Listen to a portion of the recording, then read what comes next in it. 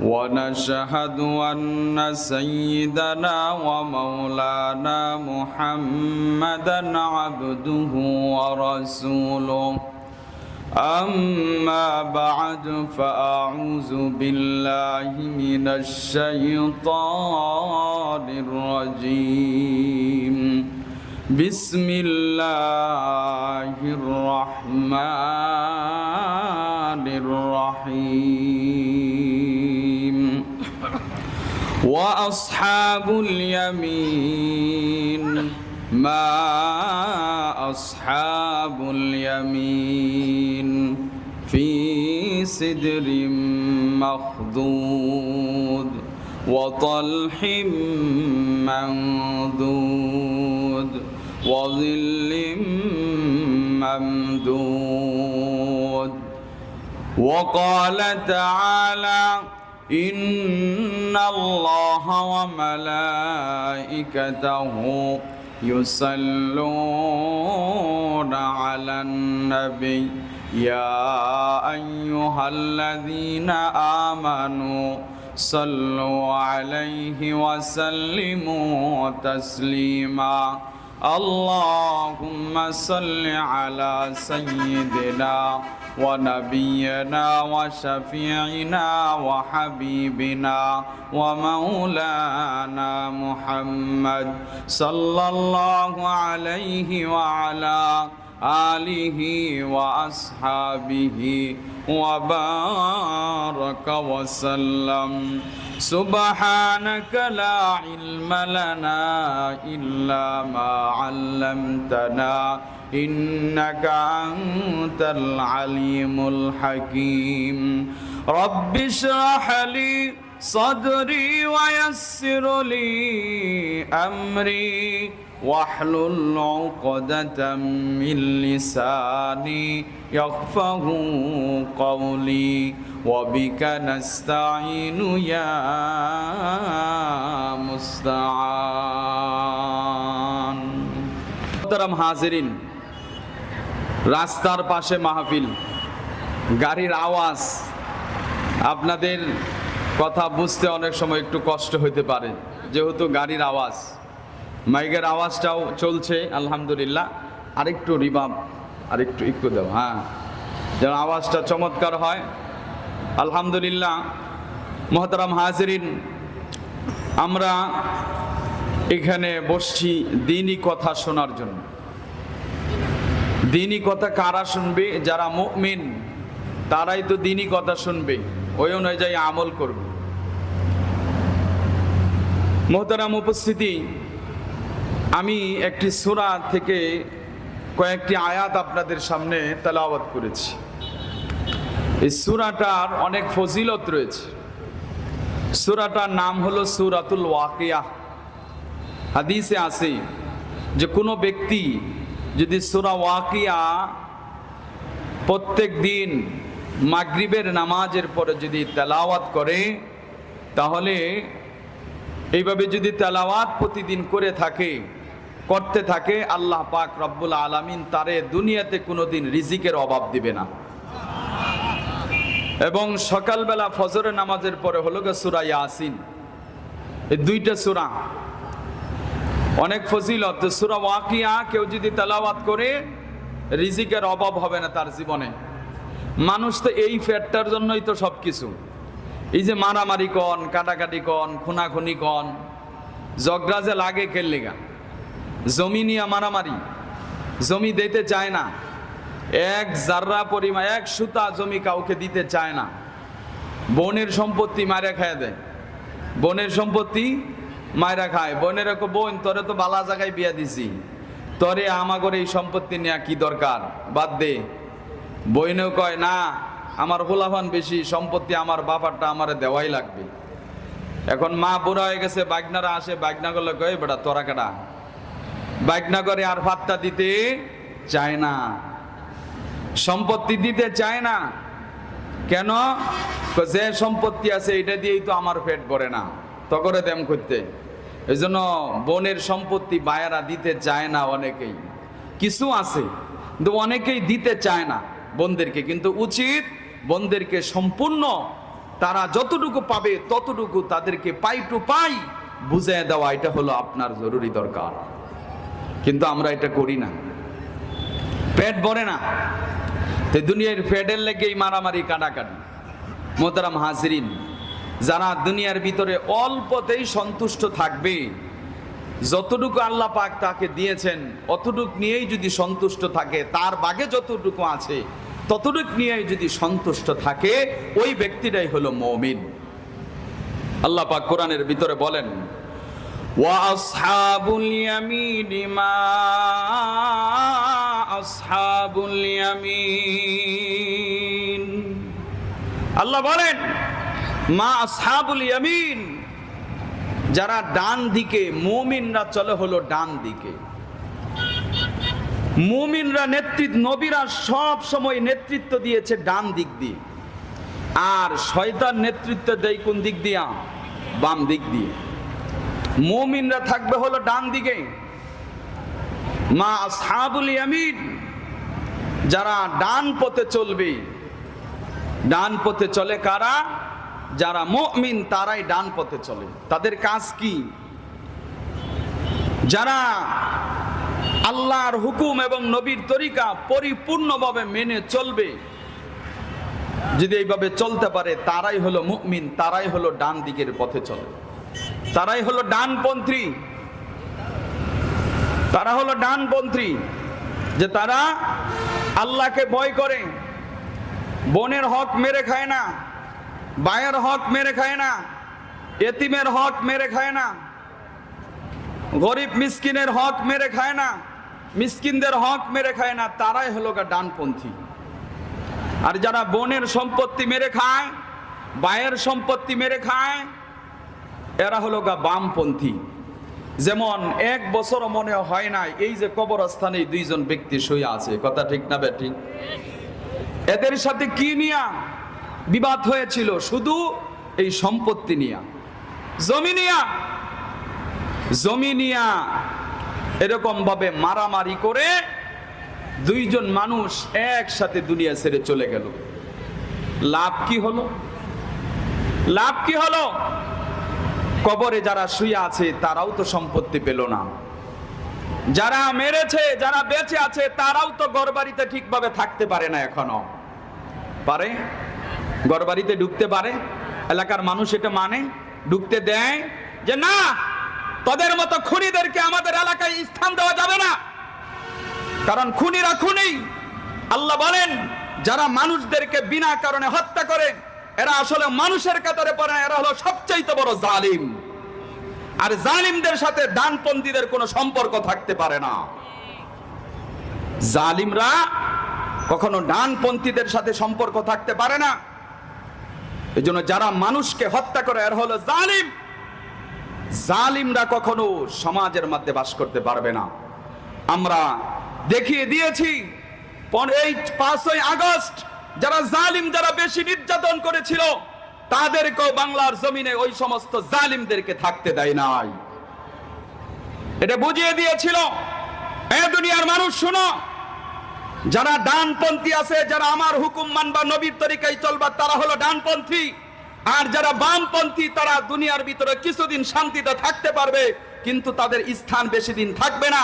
তারা এমন জায়গায় যাবে তারা আর কখনো তাদের স্থান পর্যন্ত আর কখনো পৌঁছাইতে পারবে না, তারা আর আসতে পারবে না।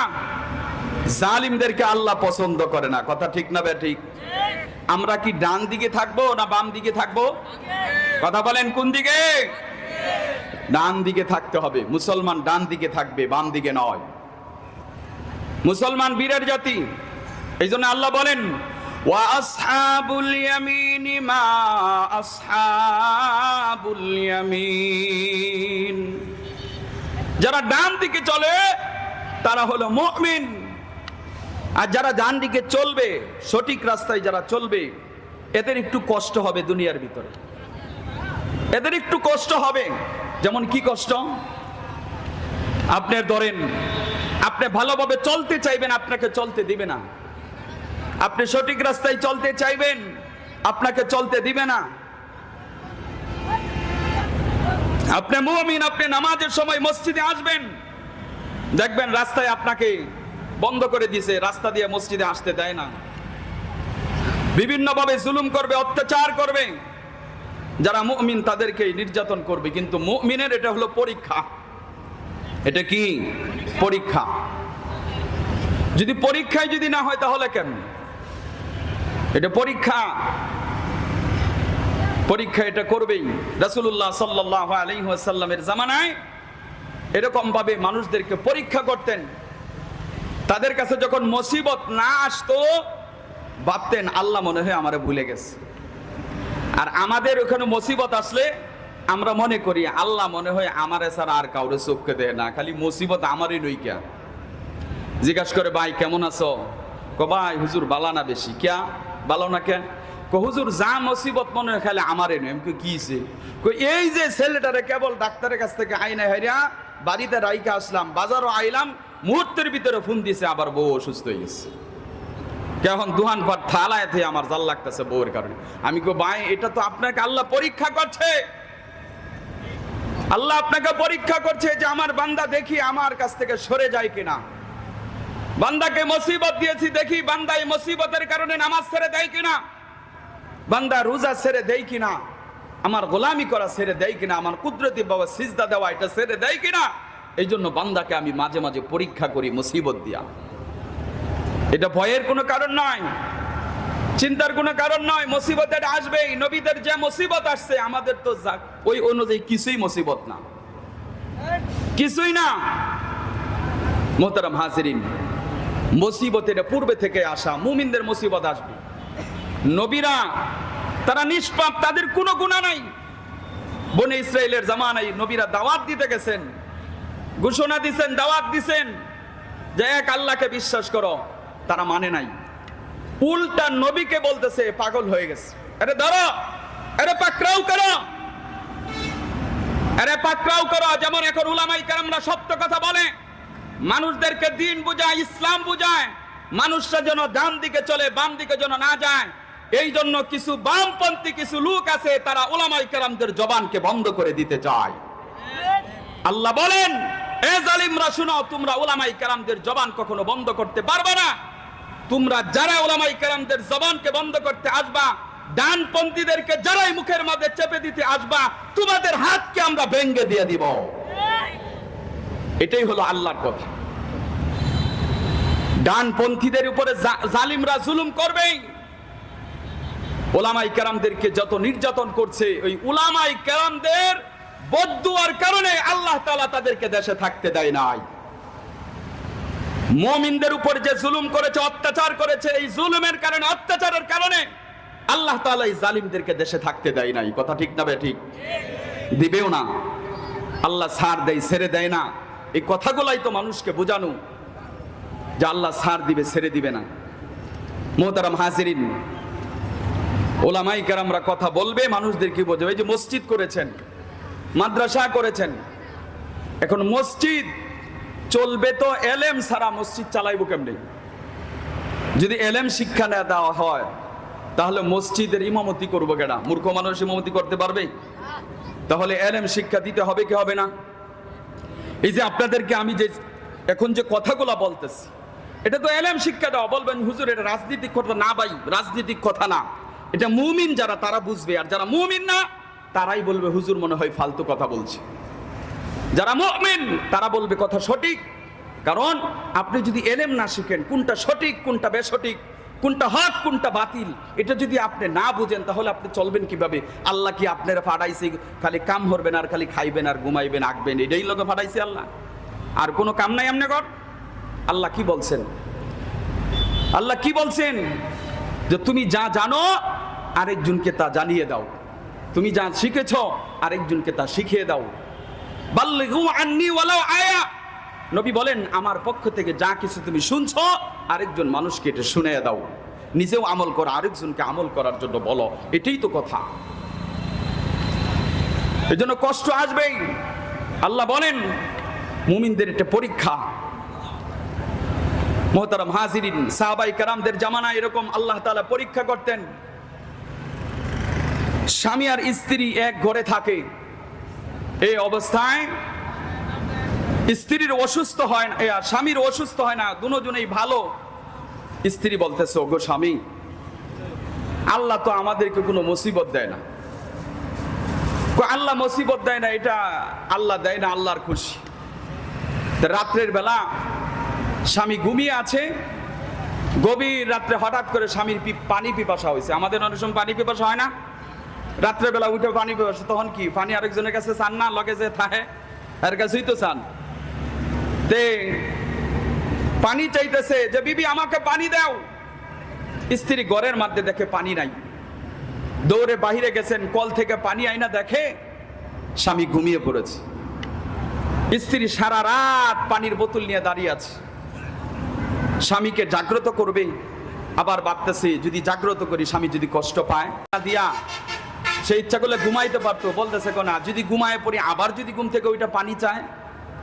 কেমন বিবি চিন্তা করছেন যে আবার যদি ঘুম থেকে ওইটা পানি চায়, আমি যদি ঘুমিয়ে পড়ি আবার যদি স্বামীকে পানি না দেই তাহলে তো স্বামী কষ্ট পাবে পানির পিপাসায়। এই জন্য আমি আর ঘুমাবো না, সারা রাত এই পানির বোতল নিয়ে আমি দাঁড়িয়ে থাকবো স্বামীর জন্য। এরকম যদি দুনিয়ার ভিতরে স্ত্রী যদি আমাদের হয়, আলহামদুলিল্লাহ আছেই তো।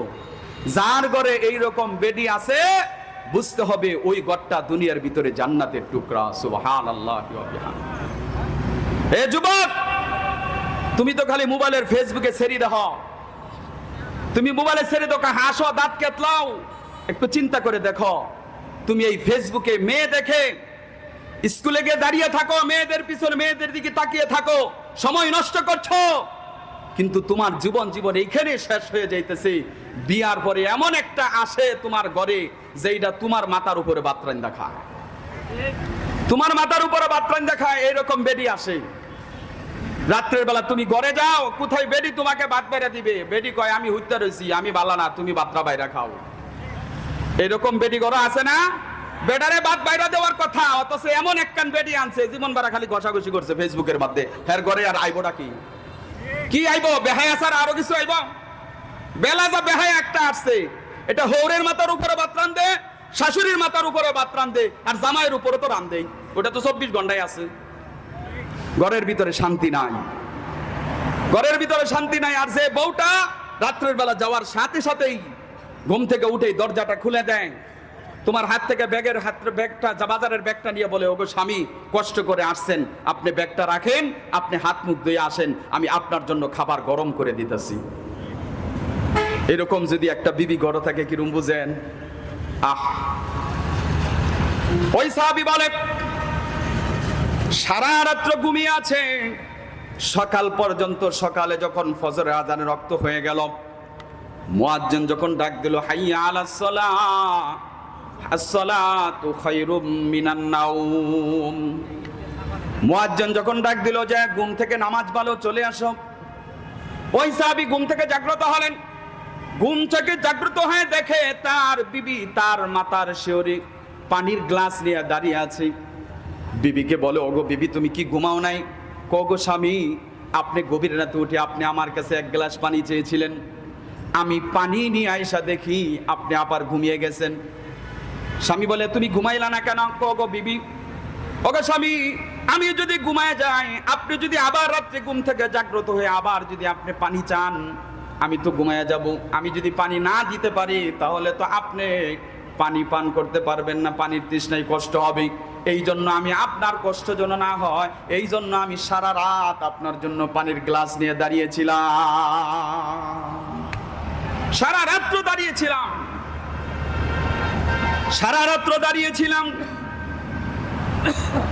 স্বামী বলতেছে, ওগো স্বামী স্ত্রী, আমি তোমার প্রতি সন্তুষ্ট হয়ে গেছি, তুমি আমার কাছে কি চাও তুমি বলো, তুমি এখন আমার কাছে যা চাইবা আমি তোমাকে তাই দিব। স্ত্রী বলতেছে, ওগো স্বামী একটু চিন্তা ভাবনা করে দেখেন, আমি যা চাই আপনি দিতে পারবেন নাকি?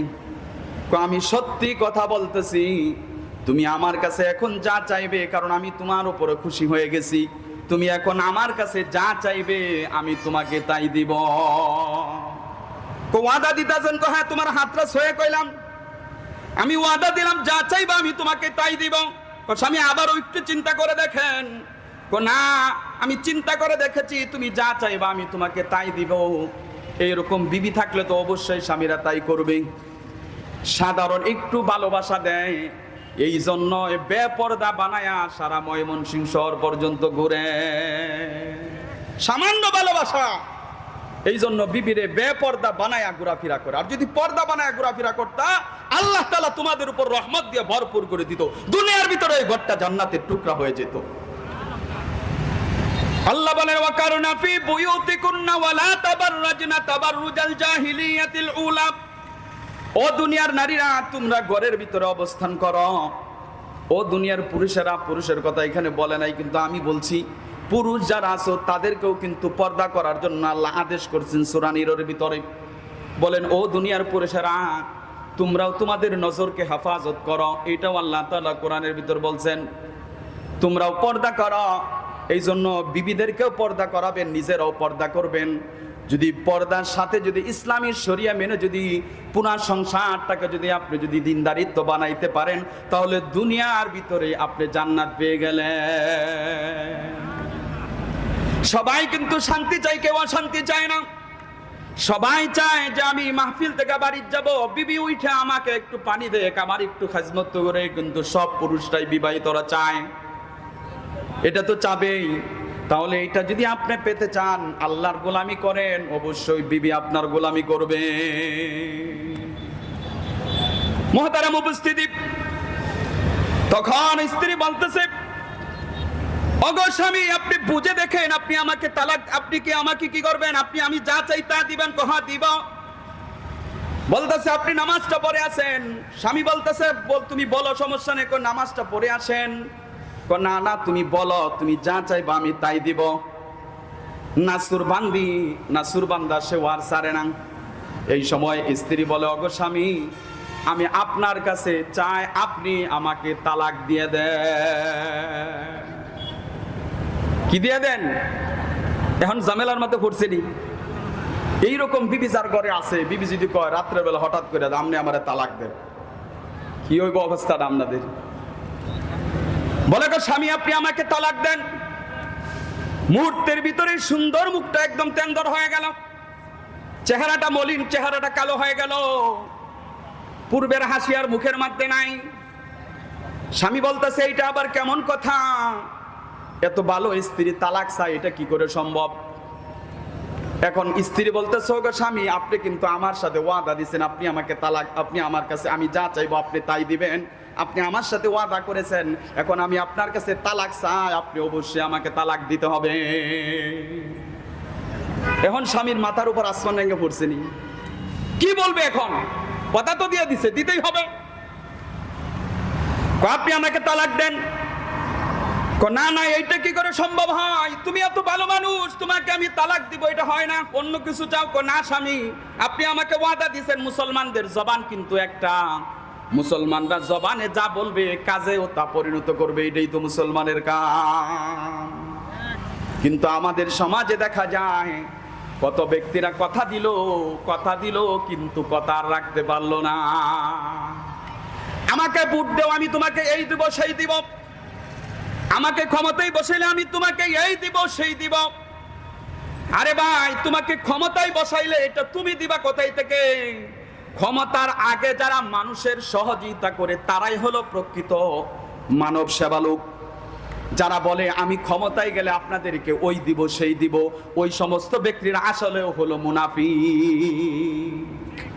মুনাফিক ক্ষমতায় গেলে দিবা, এটা তুমি কেন? ক্ষমতায় গেলে তো তোমারটা দিবা না, জাতিরটাই তো জাতিরে দিবা, ঠিক কিনা? আর যদি ক্ষমতায় না গিয়ে যদি জনগণের সেবা করো, তাহলে বুঝতে হবে আসলেও তুমি জনগণের সেবা করার জন্য তুমি ক্ষমতায় যেতে চাও। তোমার হাতে ক্ষমতা থাকলে একটু পাওয়ার বাড়বে, কিন্তু তুমি বলো আমাকে ভোট দিলে আমি আপনাকে ওই দিব সেই দিব। ওই সুরার ঘরের সুরা, ভোট দিলে দিতে হবে কেন? তোর কাছে টাকা আছে, তোর বাপের টাকা খরচ কর, না হলে তোর যা আছে তুই খরচ কর। ওইটা খরচ না করে বলে ক্ষমতায় গেলে দিব, ক্ষমতায় গেলে তো সবাই তো এই কথা দিব। কিন্তু ক্ষমতায় যাওয়ার আগে খরচ করছে 10 লাখ, এখন 1 বছরের ভিতরে আগে 10 লাখ উঠাইবে, এইটাই তো তার চিন্তা ফিকির। বাড়ি বন্ধক দেওয়া, গাড়ি বন্ধক দেওয়া, বিবির গয়না বন্ধক দেওয়া, এইগুলা যদি আনতে হয় তাহলে অবশ্যই জনগণের টাকা আগে চুরি করতে হবে। জনগণের টাকা চুরি না করলে তাহলে সেই বন্ধক বউয়ের গয়না বন্ধকের আনবে কার কাছ থেকে? আমার কাছে এমনও প্রমাণ আছে, রাজনীতিবিদ তারা আমাকে বলেছে, হুজুর আমি মেম্বারি করে আমার 4 লক্ষ টাকা খরচ। আমি বললাম 4 লক্ষ টাকা খরচ উঠাইছেন কত? হুজুর কিছু তো উঠছেই। আমি বললাম কতদিন লাগছে? হুজুর বছর খানিক লাগছে উঠাইতে। বাজান আমি কিন্তু মিথ্যা কথা বলি না, আমার সাথে রাজনীতিক আলাপ হয়েছে, সে আমাকে নিজে মুখে বলেছে, এই জন্য আমি আপনাদেরকে শুনাইলাম। আমি বললাম ভাই এটা ছেড়ে দেওয়া যায় না? হুজুর এটা ছাড়ুন, যা জনগণও তো আমার এটা হাসারা ভোট দেয় নাই, আগে জনগণকে ঠিক করেন। হুজুর যাকে যে বেশি টাকা দিছে তার নামে জনগণকে ভোট দিছে, তা আমার দোষ কি? যার এই যে আমি যদি একজনে আরেক মেম্বারে দিছে 1000, আমি গিয়া দিছি 2000, তখন আমার কাছে ভোটটা, আর যদি আমি 2000 না দিতাম তাহলে ভোট কিন্তু আমারে দিত না। অনেক সময় তো ভোট লাগেই নাই। এই জন্য জনগণকে বসাই এমন জায়গায় একজন ব্যক্তিকে ক্ষমতায় বসাইতে হবে, যে ব্যক্তি জনগণের খেদমত করবে এমন ব্যক্তিকে বসাইতে হবে। যারা এরকম ভাবে টাকা দিয়া ভোট কিনে নেয় ওই সমস্ত ব্যক্তিদেরকে ক্ষমতায় বসানো যাবে না, কারণ তারা চিন্তা করবে জনগণকে টাকা দিয়া ভোট কিনেছি, তাহলে আগে আমার পেট বুঝন করি, জনগণ ময়রা সুটকি হয়ে যাক, তাতে আমার কোনো কিছু আসে যায় না। 5ই আগস্টে কত মানুষকে হত্যা করা হলো, কত পুলিশ মারা গেল, তবু শুধু বলছে ক্ষমতা চাই, পাওয়ার চাই, পাওয়ার চাই। আল্লাহ বলে এত পাওয়ার চাইছ না, আমার কাছে পাওয়ার, দুনিয়ার মানুষ পাওয়ার দিতে পারে না। আমাকে যদি ডাকতি, আমার গোলামি যদি করতি, বান্দার হক যদি সঠিকভাবে আদায় করতি, তোর মুখ দিয়া পাওয়ার চাই এটা বার করা লাগতো না, আমি আল্লাহ তোরে পাওয়ার দিয়ে দিতাম। পাওয়ার দেওয়ার মালিক কে? আমি সুলাইমান এই চেয়ারে এমনি এমনি বসতে পারি নাই, মা বাবার দুয়ার কারণে, মুরব্বির দুয়ার কারণে আল্লাহ পাক এই চেয়ারে বসাইছে। আপনাদের দুয়ার কারণে এই চেয়ারে বসতে পারছি, না হলে আমি সুলাইমান তো এখানে থাকার কথা ছিল না ভাই। আমি সুলাইমান এই চেয়ারে বসার কথা ছিল না, আমার সামনে হাজার হাজার মানুষ বসে আমার আলোচনা শুনবে, এটা আমার কথা ছিল না। কিন্তু আমি বুঝতে পেরেছি আমার মা বাবার দোয়া ছাড়া আমি এখানে বসতে পারি নাই। আমি বুঝতে পেরেছি মালিকের বড়দের দোয়া, মুরব্বিদের দোয়া। এবাদান ওয়াকুদু মা'আস সাদিকিন, আল্লাহ বলে ভালো মানুষের সাথে থাকো। এই যে হাফিজ হুজুর চলে গেল, আল্লাহওয়ালা মানুষ, এই ব্যক্তিদের জুতা সুজা করে দেবা কাজে লাগবো। এই যে আমার বাম পাশে ডান পাশে বসা আছে, বাম পাশে বসা আছে আল্লাহর ওলি মানুষ, এদেরকে মহব্বত করবেন, ভালোবাসবেন, পায়ের জুতা সোজা করে দিবেন। আল্লাহর ফজল করমে দেখবেন আল্লাহ তাআলা আপনার ভাগ্যের চাকা ঘুরায় দিবে। আলেমদেরকে মহব্বত করবেন, কোন আলিমান আও মুতাআল্লিমান আও মুস্তামিয়ান আও মুহিব্বান ওয়ালা তাকুন খামিসা। নবীজি বলেন তুমি নিজে আলেম হও, আলেম না হতে পারলে তুমি আলেমের বাবা হও, আর যদি আলেমের বাবা না হতে পারো তা আলেমদেরকে মহব্বত করো, আলেমদের কথা মতো চলো। আলেমদের কথা মতো যদি চলতে না পারো তাহলে আলেমদেরকে মহব্বত করো। আলেমদেরকে যদি মহব্বত নাও করতে পারো তাহলে আলেমদেরকে বিরোধিতা করো না। ওয়ালা তাকুন খামিসা, তুমি আলেমদের বিরোধিতা করো না, তাহলে ধ্বংস হয়ে যাইবা। এ বাজান জীবনে কোনোদিন মানুষের সাথে বেয়াদবি করি নাই। এখন আমি বলি আল্লাহ আমার এই চোখ দিয়ে, এই জবান দিয়ে, হাত দিয়ে কখনো যেন মানুষ আমার দ্বারা কষ্ট না পায়। মালিকের কাছে শুধু বলি মালিক তুমি আমাকে যেমন ভাবে উপরে তুলছো আবার ঠান্ডা মেরে নিচে নামায় দিও না। ওগো মালিক আমার তো এলেম কালাম কিছু নাই, আমি তো গুনাহগার। ওগো মালিক তুমি যেইভাবে উঠাচ্ছ আবার নিচে নামায় দিও না। ওগো মালিক তুমি আমাকে কবুল করো। আমি দোয়া করি আপনাদের জন্য, আল্লাহ তাআলা আপনাদের সকলকে যেন দিনদার বানায়, মুত্তাকিন বানায়, তারপরে যেন কবরে নিয়ে যায়। মুহতারাম হাজিরিন, যে কথা বলতেছিলাম, স্ত্রী যখন বলতেছিল আমাকে তালাক দিবেন, এখন স্বামী আর কোনো কথা বলে না।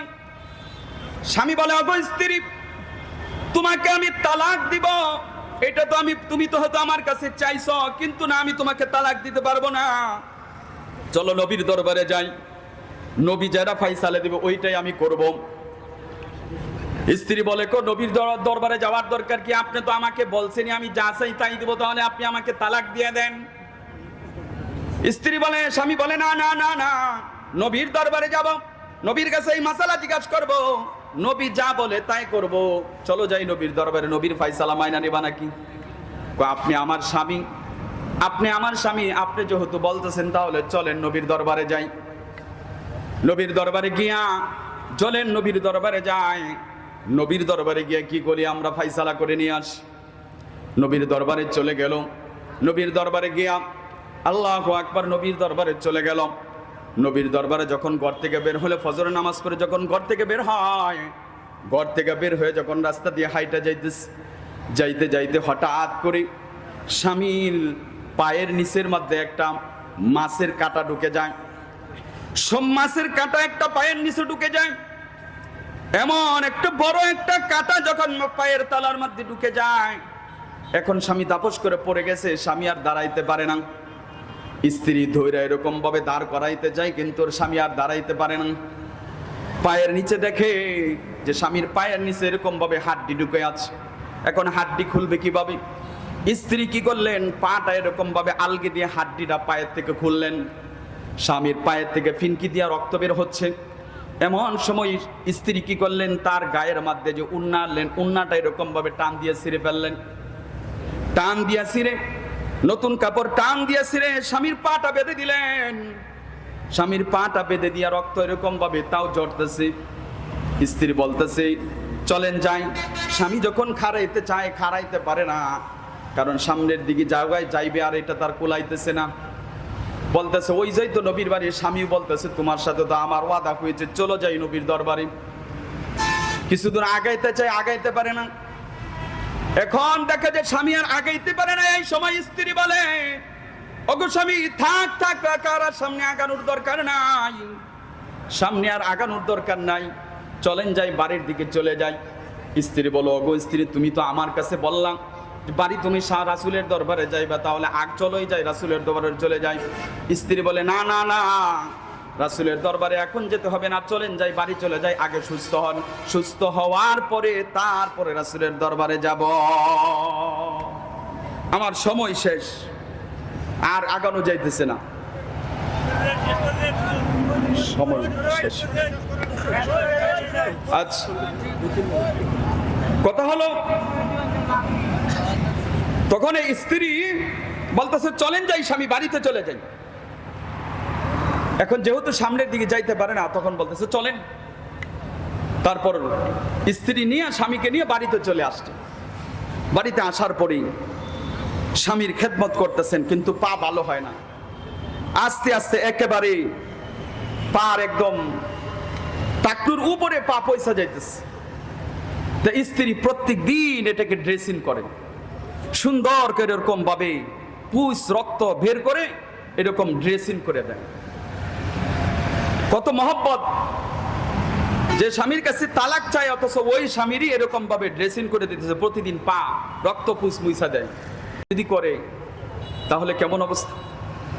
তো এখন কিছুদিন পরে যখন এরকম ভাবে পরিষ্কার করে দিল, সুস্থ হয়ে গেল। একদিন সুস্থ হওয়ার পর এখন স্বামী বলতেছে চলেন, আপনি চলেন রাসূলের দরবারে। স্ত্রীরা বলতেছে চলো এখন নবীর দরবারে যাই, নবীর দরবারে গিয়া তোমাকে যে কথাটা বলছিলাম এটার কাছে নবীর কাছে গিয়ে ফাইসালা চাই, চলো। এখন স্ত্রী কইতেছে স্বামী আর নবীর দরবারে যাওয়ার দরকার নাই। কেন?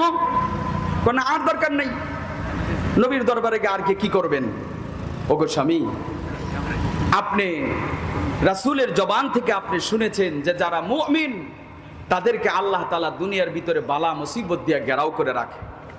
একটা না একটা মুসিবত থাকেই, এই ডায়াবেটিস, এই প্রেশার, ওই পেরেশানি, এই পেরেশানি, ছেলে কথা শুনে না, বিবি কথা শুনে না, ক্ষেতের মধ্যে ধান খাইয়া লাইছে, কত পেরেশান, কত পেরেশান। বলতেছে এত পেরেশান। ওগো নবীজি, ওগো স্বামী, এই যে আপনার ঘরে আমি সংসার করতেছি কত বছর হয়ে গেল, কই একটা দিনও আপনিও অসুস্থ হইলেন না, আমিও অসুস্থ হইলাম না। তা আমি ভাবলাম নবীজি যেহেতু বলছেন যারা মুমিন তাদের উপর মুসিবত আসে, তা আমি ভাবলাম যে আপনার উপরে যেহেতু মুসিবত আসে না, তাহলে আপনি মুমিন না। তাই আমি ভাবলাম আমি একজন মুমিন হইয়া আমি একজন মুমিনা, তা আমি চাই একজন মুমিন ব্যক্তির সাথে দুনিয়াতে ঘর করতে, সংসার করতে। যেহেতু আপনি মুমিন না, আপনার উপর মুসিবত আসে না, এই জন্যই আমি চাইছিলাম যে আপনার সাথে আর ঘর করব না, এই জন্য আপনি আমাকে তালাক দিয়ে দেন। কথা বুঝলেন? এই জন্য আমি চেয়েছিলাম যে আপনি আমাকে তালাক দিয়ে দেন। যেহেতু আমি চেয়েছি এখন রাস্তায় যাওয়ার সময় মুসিবত চলে আসছে, আপনার পা পচে গেল, পা দিয়ে এরকম ভাবে মাছের কাঁটা ঢুকে গেল, তাহলে আমি বুঝতে পেরেছি আসলেও আপনি মুমিন, এই জন্যই আপনার উপর মুসিবত আসছে। ওগো স্বামী, আর তালাক দেওয়ার দরকার নাই, মৃত্যুর আগ পর্যন্ত আপনার সাথেই দুনিয়াতে ঘর করতে চাই, কাল কিয়ামতের ময়দানে জান্নাতেও আপনার সাথে আমি ঢুকতে চাই। সুবহানাল্লাহ। দুনিয়ার বিবির সাথে আখেরাতে জান্নাতে থাকতে চান না? কয় হুজুর, জীবনে আমার এক গ্লাস পানি পর্যন্ত গরম হয়ে দেয় না, এর লোকে কি থাকতাম? কইটা আমার কথাই শুনে না। আমি যদি কই ডান দিকে হ্যাঁ চাই বাম দিকে, দুনিয়াতে এরকম বিবি আছে না? একজনের বিবি মারা গেছে, শেষ করে দিচ্ছি, বিবি মারা গেছে না ওই গাঙ্গের মধ্যে পড়ে গেছে। এখন আরেকজনকে খবর দিচ্ছে, চাচা আপনার চাচি তো গাঙ্গে পড়ে গেছে, হ্যাঁ এখন ওজনের দিকে আগাইতেছে। এখন আরেকজনে জিজ্ঞাসা করতেছে, তোমার চাচি গাঙ্গের মধ্যে পড়ে গেছে, তুমি দেখছো? চাচা চাচি যদি গাঙ্গে পড়ে যায় থাকে তাহলে তো আপনি বাইকটাল দিকে যাবে, আপনি উজানের দিকে যান কেন? হ্যাঁ, এটা আমার বিশ্বাস হয় না। আরে চাচা, এটা বিশ্বাস হওয়ার কি? পানি যেই দিকে যা, মানুষ তো ওই দিকেই যাইবো ধারে, তা আপনি সামনের দিকে আগান কেন? আরে বেড়া, তোমার চাচি জীবনটা পারা। আমি যদি কইছি এখন সকাল 8টা বাজে, হ্যাঁ কইছে কোনা এখন 10টা বাজে, কোন সময় আমার কথা বিশ্বাস করে নাই। আমি যদি কইছি এখন দুপুর, হ্যাঁ কয় না এখন বিকাল বেলা। আমি যদি কইছি এখন বিকাল, হ্যাঁ কয় না এখন সকাল বেলা। জীবনটা আবার উল্টা চলছে। এই বেটি যে ময়রা যাওয়ার পরে যে বাইকটা নিয়ে যাইবো, এটা আমার বিশ্বাস হয় না। আমি ভাবছি উজান বাই যাইবো, এর লেগে আমি উজান দিকে যাইতেছি।